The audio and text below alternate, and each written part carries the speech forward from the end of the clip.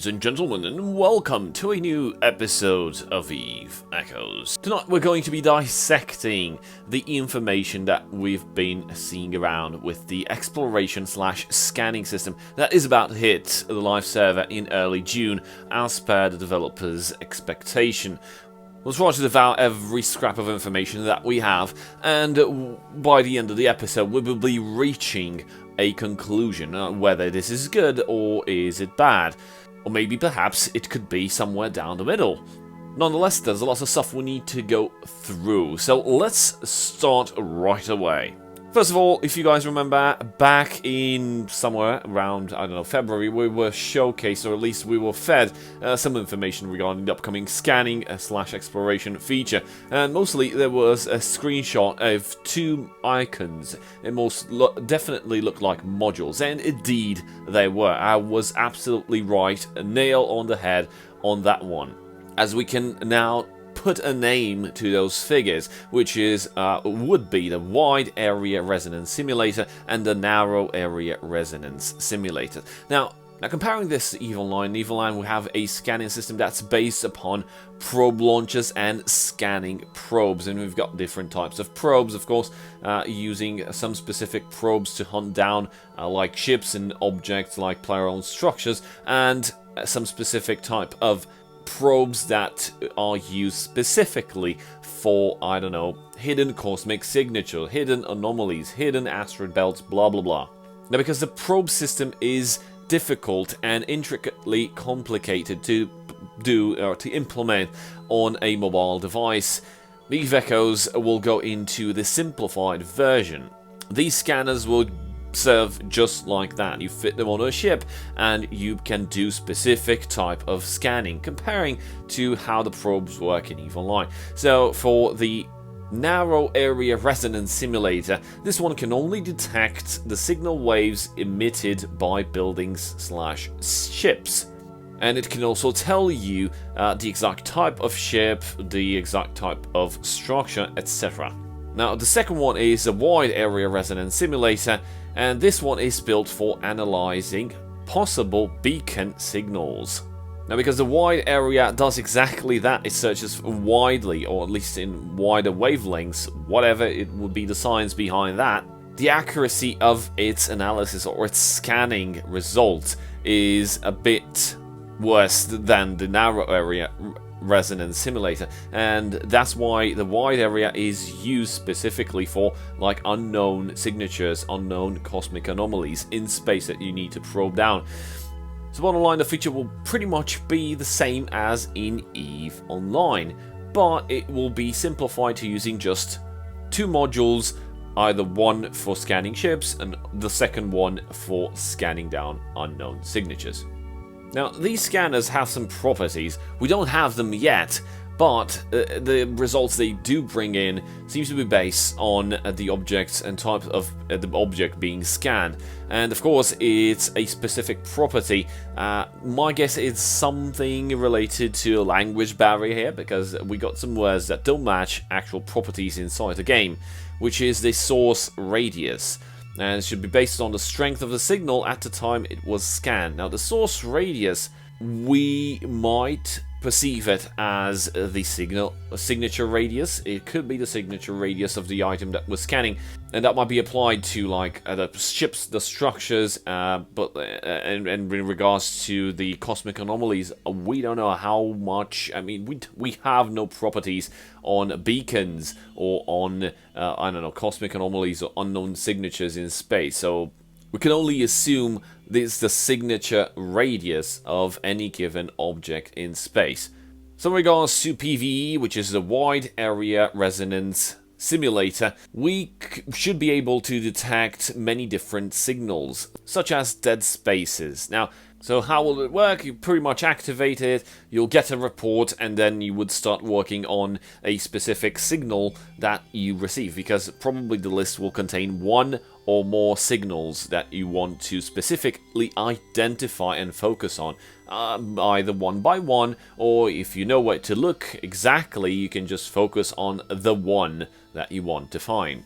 Now, in case of PvP, it's going to be working in the same way for the narrow scanner. You just activate the module and you get a list of all the signals that this scanner has received, and then you have to focus on what exactly you want to scan out, but it'll be mostly unknown. Let's say you have 5 players in the system and you need to, at least you want to scan down one of them.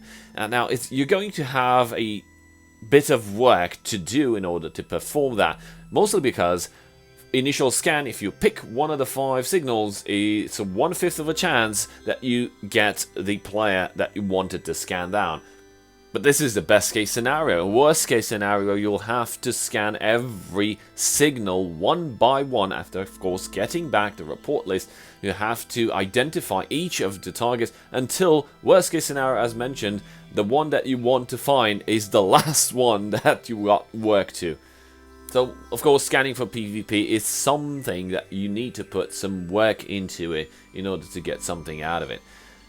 Me, for one, I'm really happy because I will be able to scan down every bot that I mapped across New Eden, wherever I went. If I find bots in the system, I note that system down, come back a few weeks later, notice the same bot population is there. Okay, this is something juicy that needs to be tackled once the scanning goes down. So once the scanning will go down, I'll be hopping into my special ship and I'll go around hunting every bot that I can find. I can't wait for it. So how the scanning process will be working? Well, we had our fair share of the knowledge during the previous release of the information that we had. Once the ones that we released with the screenshots of the 2 scanning modules, of course, there were some scanning patterns and there's some wavelengths, and we had some like planets and some known patterns that you can apply to remove like noise inside your scanning pattern. So basically you will be faced with a wavelength pattern or overlapping with multiple stuff, probably distorted, so you'll have to eliminate every noise that you consider that affects your scanning result, and ultimately you will get based on probably the scan strength and your skills and the module and how good you did with ignoring the other signals that weren't tied to what you were trying to scan down, and ultimately get to the correct wavelength, the one that needs to be identified 100%, and then probably it will be revealed to you, well, this is the scan result, this is 100%, you can warp to it. So this will be the same as in scanning for anomalies or hidden stuff, and of course scanning for players and player structures. Yeah, you can scan down, well, we can say that the capsule outposts' days are being numbered, you know, they can be hidden really good in space and no one can find them and see them. Well, it's going to change once the scanning feature will be deployed. We have one such example. When using a wide area resonance simulator, there are 5 possible noises. After the capsuleer eliminates 2 of the noise waves that interfere with the analysis, the module will automatically perform a simulation that gives an analysis of the noiseless signal waves. The module will go through a significant number of calculations each time it performs a noise exclusion or unexclusion. So when the cumulative operation requests more calculations than the module can compute, you will have to wait for the module to recover from previous requests before another analysis. So what we understand from this is we'll be able to filter out some information or unfilter some information, depends on what we're trying to scan down, and if we try to spam it, it's going to get like a deadlock or something. So we will have to, yeah, it can go on cooldown if you spam it too much. Is that a bad thing or is this a good thing? Well, in my opinion, it's definitely not a bad thing. Well, it kind of forces you to make some decisions and some calculated responses. Yeah, you as a player need to do some, not necessarily some math, but let's say logical deductions. So if you do a mistake while trying to scan down something, you're gonna get taxed, and it's not going to be something like a lot of players suspected, like it's going to be gated by Plex. No, none of that nonsense. Just remove that shit out of your head. It's going to be basically your trial and error run, but of course you'll gain more experience as you do it, and you'll be able to identify stuff faster because you'll know some of the common pitfalls, or what to remove, what to add up to the noise, which are the waves that currently match, I don't know, planets, and you want to exclude those. If you do mistakes, yes, of course, you're going to mess up your scanner and it's going to take longer. And this is something that's valid in real life as well. If you try to cook something and you put too much salt in it, well, you fucked up the dish and you got to take it up from scratch, or you have to cool down, I don't know, you have to throw away what you already did and was wrong, wash the damn dishes, put the soup back in, try to figure out the correct ingredients and the ingredients order, and get the correct soup out in order for you to eat it, of course. So a lot of people have been asking, or at least some have even gone mad, and as mentioned before, say that the scanning feature is going to be gated by Plex. Some even went to the length of telling other folks that the scanning system will be gated by Omega.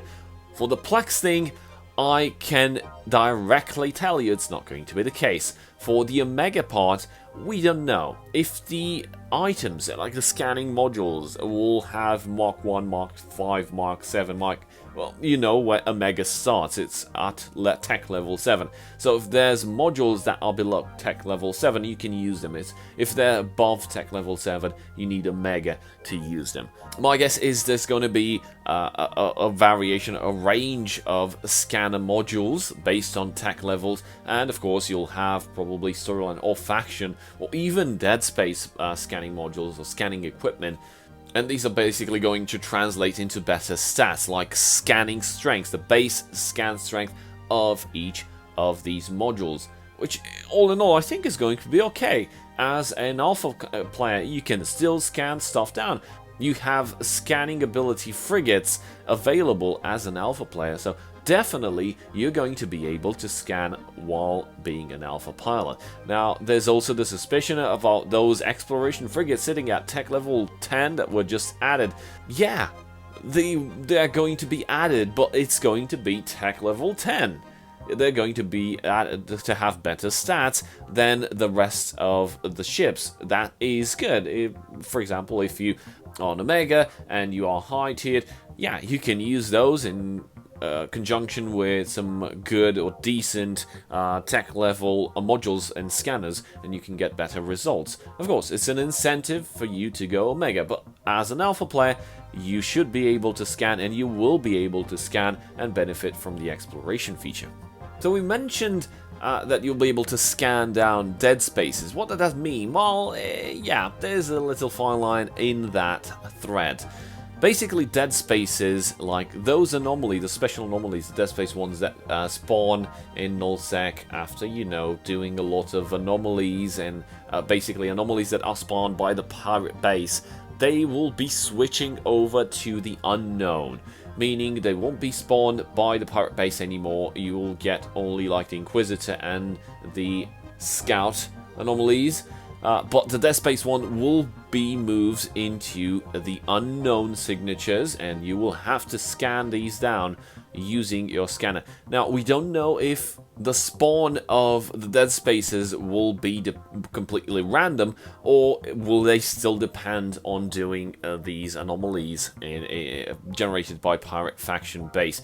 This is still something that we need to understand, but for now, I think it's something good, because just being able to farm, and then spawning dead space, and then just farm again, and then get some more dead space. Having this unknown stuff actually allows players, if it's going to be completely random, allows players to like roam some, I don't know, unknown space section of the galaxy of New Eden and try scanning down. Oh, there's a dead space, we can do that. Without having an actual camp of 5 players continuously farming that system. It was pretty obvious at one point it's going to be spawning a dead space, so as a new pilot just roaming through there, trying to find some goodies, you won't be able to, because there's 5 players that are in a fleet that are already waiting for a dead space to spawn. So I guess it gives a more freedom to your average Joe into doing some Dead Spaces without being actually part of an alliance or a Lowsec corporation or whatever. One of the other parts of unknown stuff that we'll be able to scan down is the Nihilus Space. Now, as mentioned in some of our previous videos, we actually had a discussion about Nihilus Space and what exactly it represents. You know, I mentioned it was actually abyssal dead space. It's a mechanic there's an evil line, but there we have Triglavians and all that, and it's a different story and arc and lore and all that. They basically went on with something. They borrowed the mechanics, but they went on with something new because we don't have Triglavians, we don't have a lot of stuff. We do have some lore, and I will be dissecting the lore, and I will try to put something forward to you guys up in the upcoming episodes. Because I'm struggling with something. I'll tell you all about it near the end of this video. So we'll be having Nihilus Space, and it's going to be indeed some other pocket of space. It's not going to be the known space inside New Eden. So once you scan that down, you'll be able to jump through and get to an unknown part of space. I mentioned something that could be wormhole. An abyssal dead space is something related to wormhole. You jump into some unknown region of space through a wormhole-like thingy. Bottom line, it's not going to be like some acceleration gates and that's that. No, you have to jump through. We don't know yet the mechanics inside Nihilus Space. We don't know what they'll represent, but indeed, it's something that you jump into and it's somewhere else. As mentioned in the documentation, the gateways to these spaces absorb other particles, and their energy keeps the space beyond the main universe in existence for a short time. During that energy transformation, only neutrino resonance will continue to propagate as residual information in the main universe.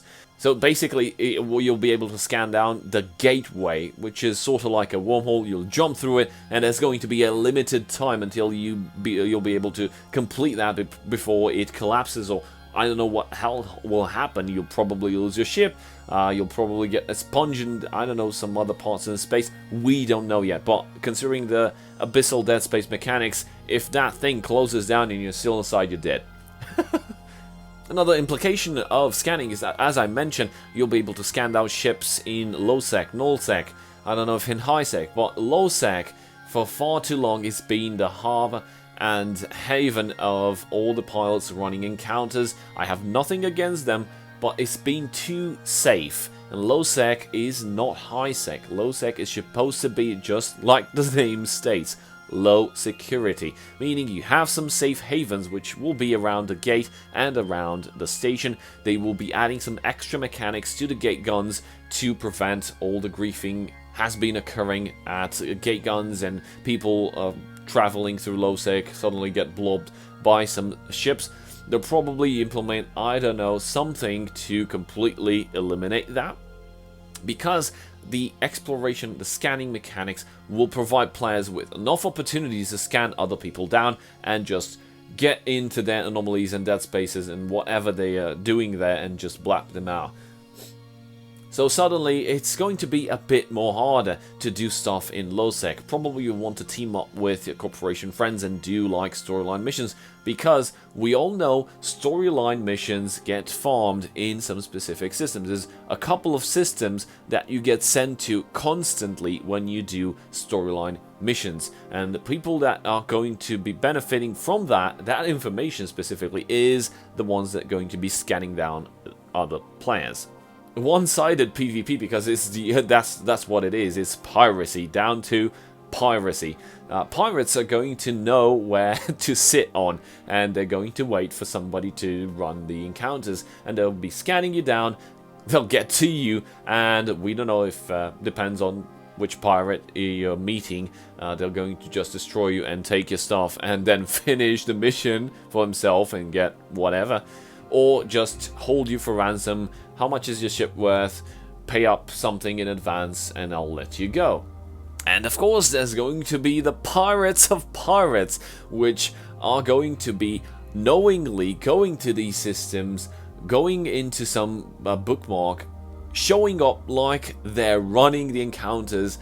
Some pirates will scan them down, and then the pirates will nail the pirates, and it's going to be fun. This gives so much new flavor to the game and how Lowsec should work. So bottom line, as a ship, as a pilot, how do you prevent yourself from being detected?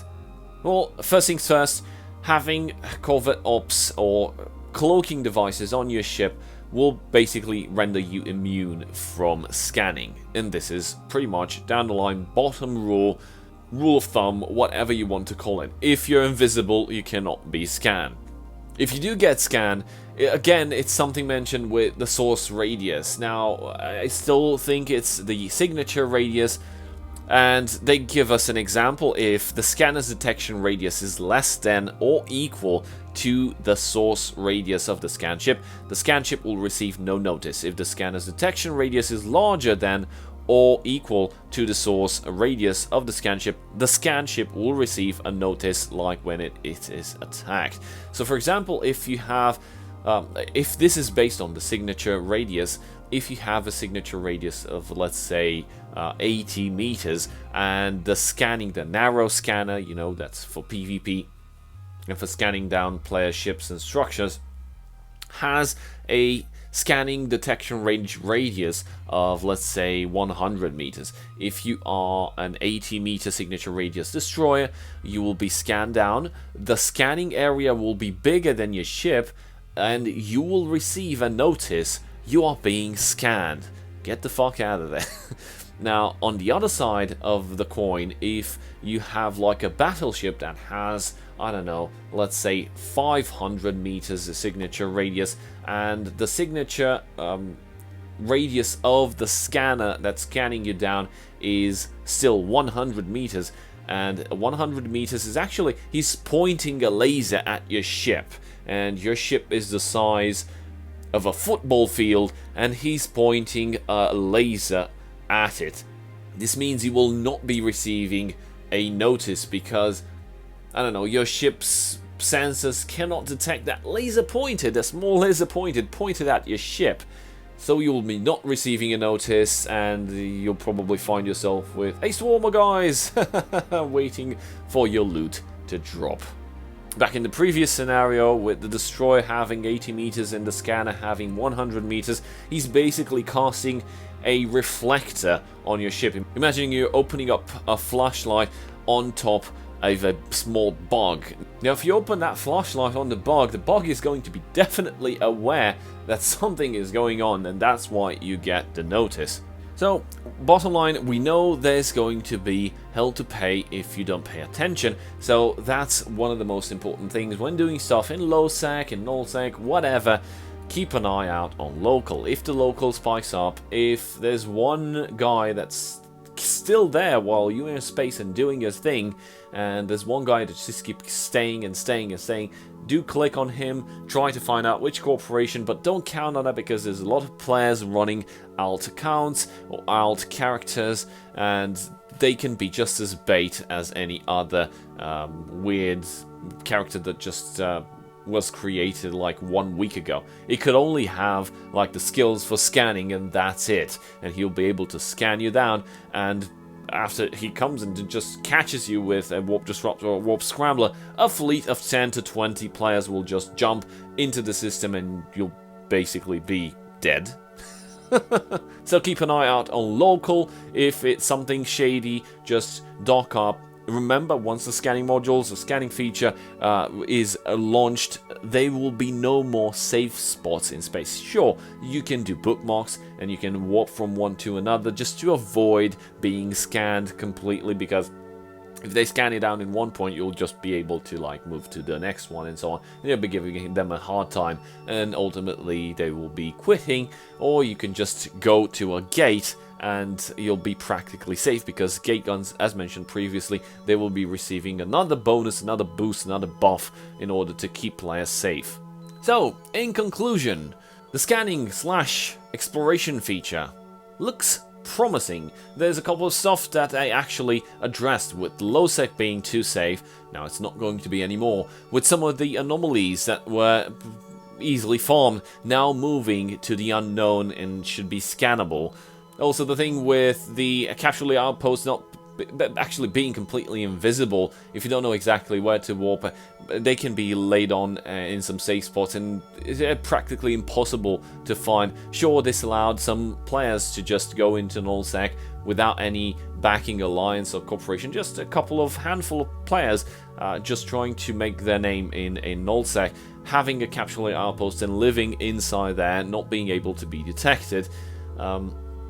This was good for business, but not being able to find that station in the first place and allow, like, let's say, an alliance to defend itself, because others have exploited this feature and would drop a capsule outpost in an enemy-controlled territory.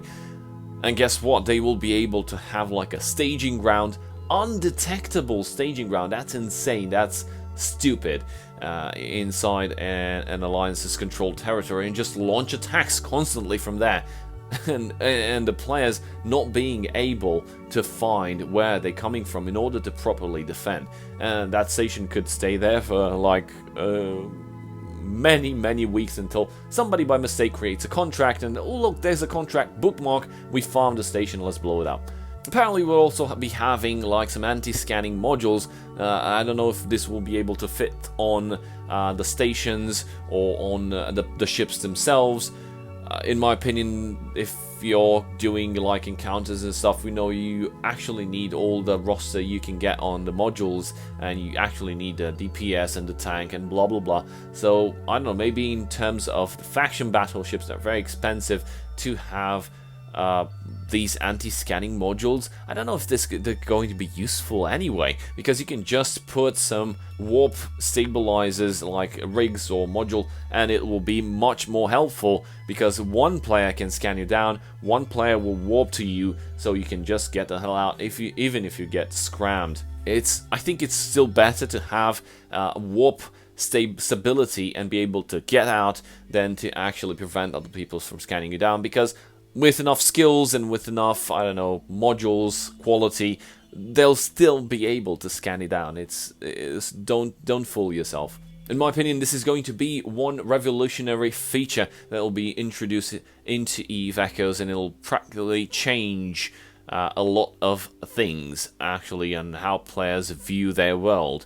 And hopefully it will bring a lot of, let's say, riches in terms of what I'll be able to scan down. Of course, scanning players down, all those juicy modules. Sure, you have insurance, you can replenish that if you have enough ISK and Plex and insurance points.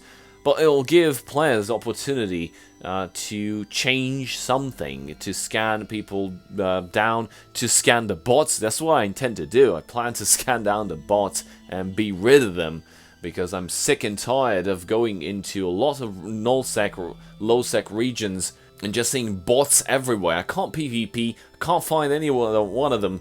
They're not inside the anomalies because they're doing encounters constantly, rolling them up one by one. They're doing 100 of these per hour, and they're making like a big infusion of ISK.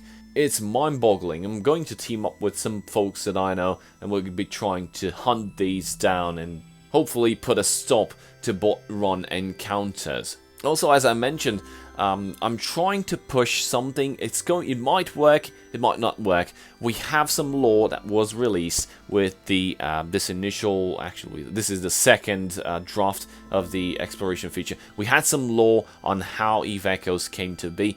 I want to cover this, but I'm still waiting on something to come to fruition. If it may come to fruition, it may not. I'm basically trying to push some lore threads to the developers, or actually to the design team handling the lore business. Funny, as I found out, there are some people handling the lore business inside EVE Echoes, yet we have no lore in the game. It's completely devoid and it's crap, and I'm sad about that. But once I got those the pieces of that information, and it fell into my hands and I actually read them, my initial reaction was we could do so much more with this. Not just some 2 or 3 phrases about how EVE Echoes works and how it came to be. No, I'm talking about some chronicle level bonanza. And what I'm trying to do is talk to the guys in design team at NetEase handling the lore in Ivekos, and I'm trying to be writing some chronicles on how exactly, using those few sentences, I'm trying to develop them into something more, and I'm trying to push to them into, I don't know, them getting me some feedback. We need to modify this, we need to change this, this character needs to have a name,